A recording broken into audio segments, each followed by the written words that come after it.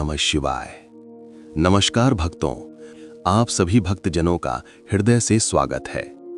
आज हम एक ऐसी महान, दिव्य और अनंत कथा सुनने जा रहे हैं जो न केवल भगवान शिव की महिमा का वर्णन करती है, बल्कि हमें ये समझाती है कि शिव वास्तव में क्या हैं।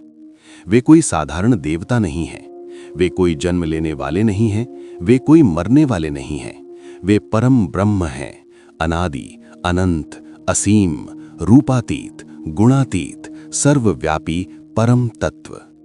ये कथा शिव महापुराण और लिंग पुराण की सबसे प्राचीन और मूल घटना है। जब ब्रह्मा और विष्णु जैसे महान देवता भी शिव के आदि और अंत को खोजते खोजते थक गए, तब शिव ने स्वयं को अनंत ज्योति के स्तंभ के रूप में प्रकट किया। उसी ज्योति से पहला ज्योतिर्लिंग प्रकट हुआ। तो आइए मन को एकाग्र करें, आंखें बंद करें, ओम नमः शिवाय का जप करें और इस अनंत कथा में पूरी तरह डूब जाएं। हर हर महादेव। बहुत बहुत अनादिकाल की बात है, जब कुछ भी नहीं था, न आकाश, न पृथ्वी, न समय, न दिशा, तब केवल एक अनंत शून्य था। उसी शून्य से स्वयंभू रूप में परम तत्व प्रकट हुए, भगवान शिव। वे न तो जन्मे न मरे, वे सदा से थे और सदा रहेंगे। फिर सृष्टि की रचना हुई। भगवान ब्रह्मा जी ने कमल से सृष्टि रची। सूर्य, चंद्र, तारे, पर्वत, नदियां, प्राणी, सब कुछ उनके द्वारा उत्पन्न हुआ। भगवान विष्णु जी ने उस सृष्टि की रक्षा का भार लिया। वे शेषनाग पर शयन करते हुए सृष्टि को संभालते रहे। एक दिन दोनों महादेवताओं में बातचीत शुरू हुई।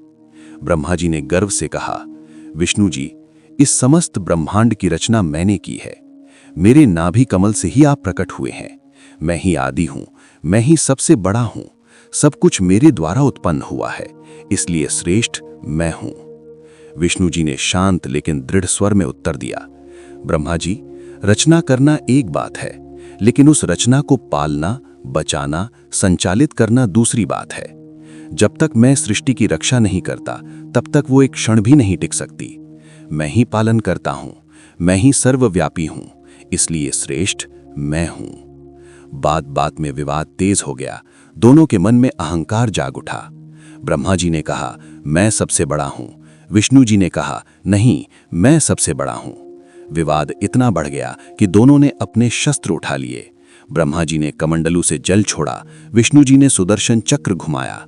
चारों ओर प्रकाश और ऊर्जा का युद्ध छिड़ गया। तब दोनों ने एक दूसरे से कहा, चलो अब फैसला हो जाए। जो सबसे पहले दूसरे के आदि या अंत को ढूंढ लेगा, वही सर्वश्रेष्ठ माना जाएगा। ब्रह्मा जी ने तुरंत राजहंस का अत्यंत विशाल और दिव्य रूप धारण किया। उनके पंखों से स्वर्णिम प्रकाश फैल रहा था। वे ऊपर की ओर उड़ चले, अनंत आकाश में। मन में था, मैं शिव का सिर ढूंढ लाऊंगा, उनका आदि पता कर लूंगा। भगवान विष्णु ने वराह का भयंकर और विशाल रूप लिया। उनके दांत चमक रहे थे, आंखों में तेज था। वे पृथ्वी को चीरते हुए नीचे की ओर गए, अनंत पाताल की ओर। मन में था, मैं शिव के चरण ढूंढ लाऊंगा, उनका अंत पता कर लूंगा। हजारों वर्ष बीत गए, लाखों वर्ष बीत गए, करोड़ों अरबों वर्ष बीत गए। ब्रह्मा जी ऊपर जाते जाते थक गए। उनके पंख झुलस गए, आंखें थक गईं, शरीर कांपने लगा। लेकिन ऊपर कोई सिर नहीं दिखा, कोई छोर नहीं मिला, केवल अनंत आकाश, अनंत प्रकाश। विष्णु जी नीचे जाते जाते थक गए। उनके खुर घिस गए, शरीर थक गया, मन उदास हो गया। लेकिन नीचे कोई चरण नहीं मिला, कोई आधार नहीं मिला, केवल अनंत अंधेरा, अनंत गहराई। अंत में दोनों लौट आए। उनके चेहरे पर थकान, निराशा और अपराध बोध था। वे एक दूसरे को देखकर चुप हो गए। अहंकार टूट चुका था। अब दोनों समझ रहे थे, हम कितने छोटे हैं। तभी अचानक पूरे ब्रह्मांड में एक प्रचंड दिव्य प्रकाश फैल गया। एक ऐसा अनंत अग्नि स्तंभ प्रकट हुआ जो न आकाश को छू रहा था, न पाताल को। उसका न ऊपरी सिरा दिख रहा था, न निचला आधार। उसकी ज्योति इतनी तेज थी कि सूर्य भी फीका पड़ गया। उसमें अनंत शक्ति थी, अनंत शांति थी, अनंत करुणा थी, अनंत ज्ञान था। ब्रह्मा और विष्णु दोनों उस ज्योति स्तंभ के पास पहुंचे। उनकी आंखें चमक उठीं, मन में भय, आश्चर्य और भक्ति का भाव जागा। तभी उस अनंत ज्योति से एक गंभीर, मधुर, हृदय को छू लेने वाली दिव्य आवाज गूंजी। अहम न आदि न मम अंतः, अहम अनादि अनंतः, नाहम ब्रह्मा नाहम विष्णु, अहम शिवः परम तत्व परम ब्रह्म साक्षी स्वरूप। मैं संहार नहीं करता, संहार का कारण भी नहीं हूं, मैं केवल साक्षी हूं। सब कुछ मेरे सामने होता है, लेकिन मैं अछूत रहता हूं।